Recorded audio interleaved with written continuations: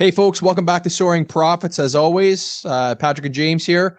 And, one of the things that we've been talking about in a lot of detail is, the recession, potential of recession, the market, Elon, everything that's going on right now is kind of crazy.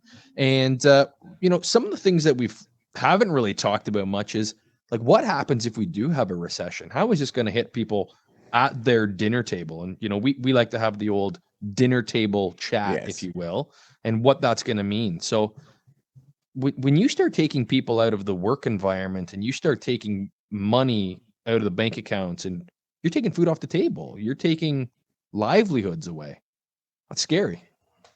Yeah. Well, we're also removing those low end jobs, the jobs like the liquor store salesman and the Walmart sellers and the grocery stores now all have bots. And so all of those jobs that are unfortunately for either high school students or now retirees are going back and doing it.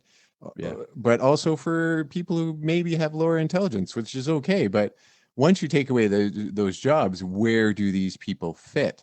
Like I know right now, the homeless population is growing in our city Oh, it's to a crazy. very noticeable effect. Right. Uh, and like Give me a little background on that because it's been something in our community here that has really hit a lot of people, and us as property managers, us as property owners, yeah. uh, we've had lots of people that have come through our door needing help, needing an extra hand up, and homelessness in our area is wild. Give me a little example of what we're talking about here. So homeless is skyrocketing. There's been so we have different tent cities in our area. We have a very liberal mayor, and she tries to help as best she can. Sometimes she's a little misguided, so she's allowing these large, almost infrastructures of tent cities to grow. Now, recently, I believe it was just before last winter, they decided to break them up, and now they're in pockets all over the city. I don't know if you've noticed that. But Right. really, now when you go to our city center, uh, you are approached by someone who's homeless. If you're walking from your car to a restaurant that's 3 blocks down, you're asked 5 times if you can help. Right. All of them have a story. And, I'm the kind of guy that I stop and I think that everyone deserves respect. I stop and I talk to them. I learn a little bit about their story. And sometimes they make up stories. I know that. And sometimes they tell the truth. But a lot of times it's a journey about mental health. It's a journey about the fact that they have no place in society because they suffer from mental health. They can't find a job because, for a couple of days they're good, but then a couple of days are bad. And so because they can't find a job, they can't get the proper meds to monitor their mental health. They can't get the proper resources to monitor their mental health, but they can get drugs. And drugs are kind of like a self-medication. And a lot of people who suffer from mental health strive to not feel that pain. And so they dive into things like crack and fentanyl and stuff, so they don't have to feel that pain. Because the drugs that you and I can get, because we have drug plans and all that, uh, they don't have access to. They can't get a job. They can't get off the street. To get welfare, even in our country, you have to have a home. If you don't have a residence, you can't get welfare. It's just a loop that is very hard for them to get out of. And right now, we do have a few systems that they can access. But if you're suffering from mental health, how are you going to access those things? Like I was talking to a gentleman the other day on the way to a bar, and he was telling me how he just got kicked out of one of our warming centers. And he's been banned for 5 days. So for the next 5 days, he has no place to go except the streets. He has no way to access food. He has no way of getting anything because he had an episode inside the building. Now, rightly so, he said, I was in the wrong. He admitted he was in the wrong, but it was because he was having a mental episode. It wasn't something within his control. If there was someone there like you or I who know how to process that and deflate that, de-escalate, that, then it probably would have went better. Now, I'm not saying that our homeless organizations aren't fantastic. They are. But I'm just saying that we could maybe add some more resources that would catch people that are falling. And I think, as you're saying, that market, the recession, if we go into that, like you were telling me how mortgages are going to rise. Well, we're at a point right now that there are a lot of people that have bought houses that they can't afford because they thought, interest rates were low. Could you imagine? Yep. Like, fortunately, my house isn't $1 million. Right now, it's almost $1 million worth, but I didn't pay that. So when the interest rates go up, it's not going to affect me that much. But if you yesterday bought $1 million home, and then the prices go up, you lose your job because Walmart no longer needs you. Right. What does that look like? Where do you go? What do you do? So in that situation, if you're going to be providing social safety nets for folks, how do you catch a massive shift in the economy, though? Like, if we have this recession, if people are going to be destitute, because this recession, and every day we're seeing more and more in the market that is telling us that this could either be huge, or we've already hit its peak and we're going to bounce. We're right in that time. Like, it's so pivotal where we are right now. This is a situation where we could make the Great Depression look like easy peasy lemon squeezy. So I'll ask you this, like, I don't know, you guys might know because you're smarter than me, but what is the difference between a recession and a depression? I know that they're linked. Yep. But so a recession, there is a difference, right? The clinical definition of a recession is 2 quarters of reduced GDP, which is your gross domestic product. So if you don't have growth for 2 quarters, that is a clinical recession. Okay. So in the stock market, everything is based on percentages, growth, or reduction. That's kind of how we monitor the market. Okay. So if you have a pullback is about 5 to 10% from peak pricing to a pullback. Then you have from 10 to 20 is a market correction. And then 20 after that is a market crash. Okay. The market crash that would be felt, we are right now more or less at a fairly heavy pullback, not quite crash, but we're within a few percentages of a crash in 2022. Like, that's where we're at. Wow. And nobody's talking about that.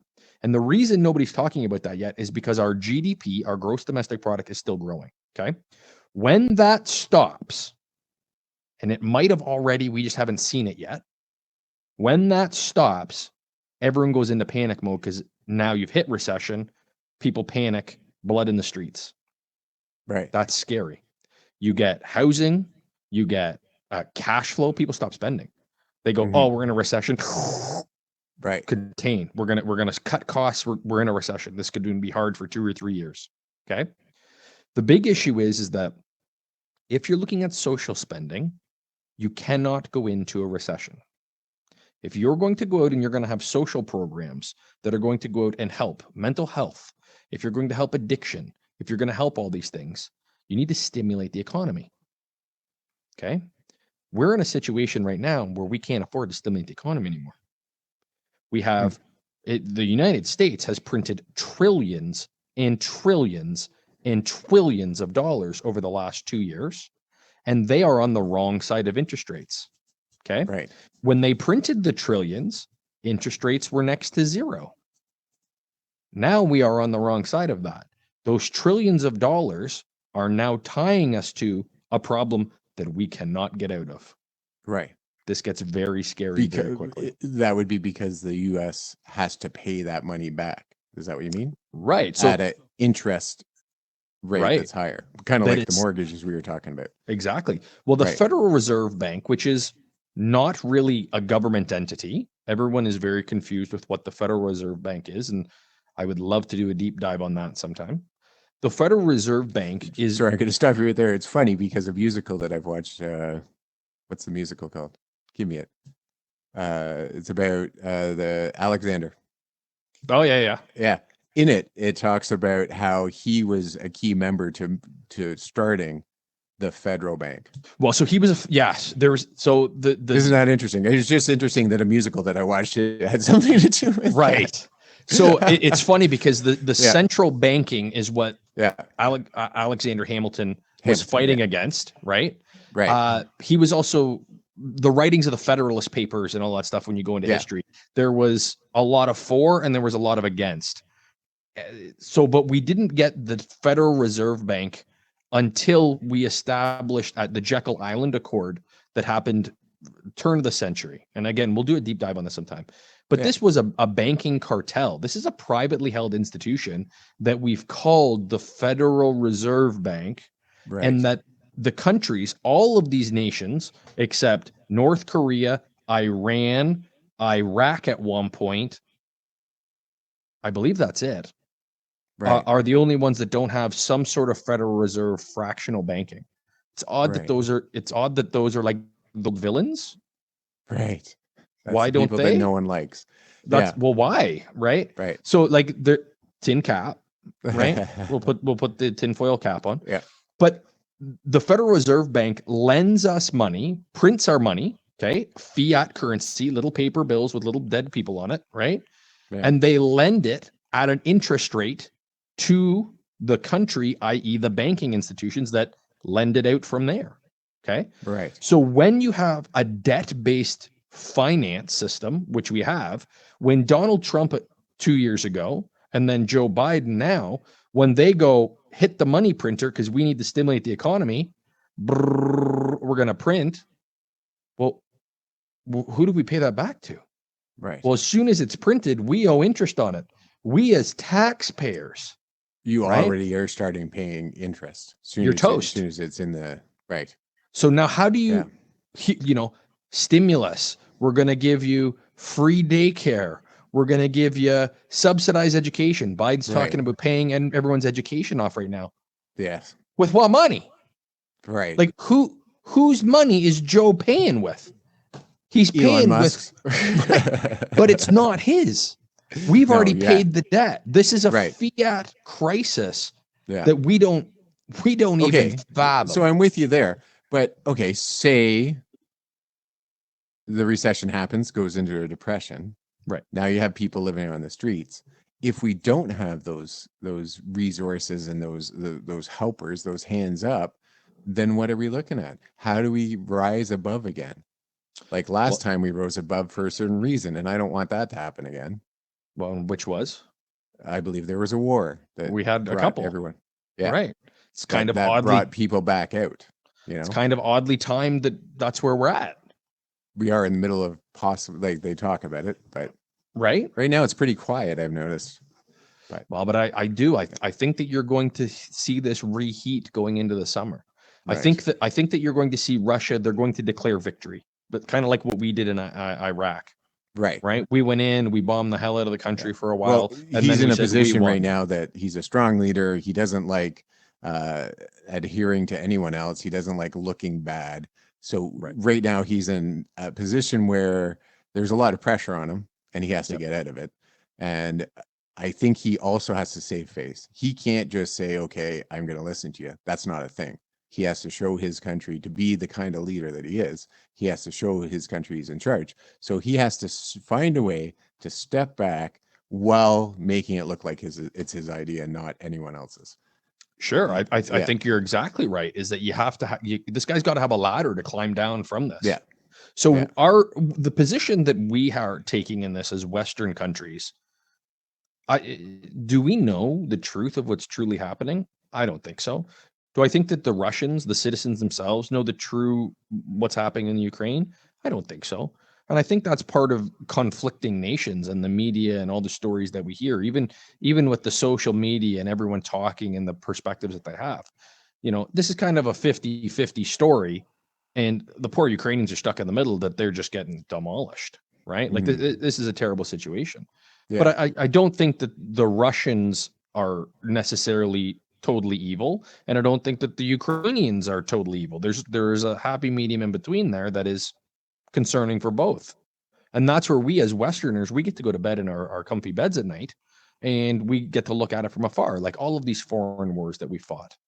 And that's Absolutely. problematic. And we're given information to process based upon what we're being told.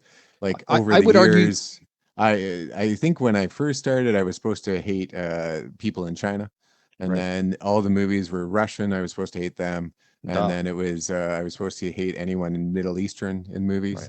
right, Now I'm not sure because I don't watch a lot of movies now, but I'm sure right. there's another type of person that I'm supposed to hate.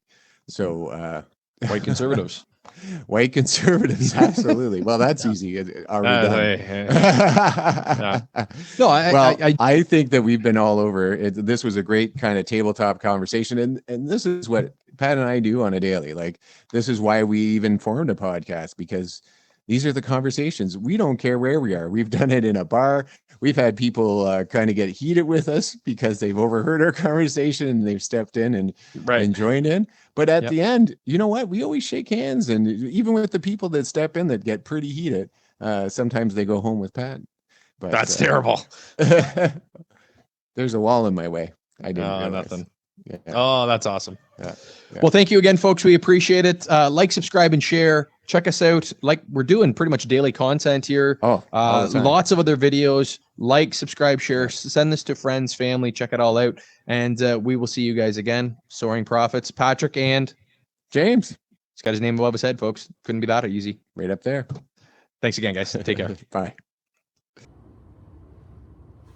Hey folks, thanks again for joining us at Soaring Prophets. Patrick and James, please like, subscribe, and share. And follow us on YouTube, TikTok, Instagram, and of course, Facebook. And let's start a dinner table discussion right on this page right here. Let's start talking about the topics that we're talking about today. thanks again, folks. Appreciate it.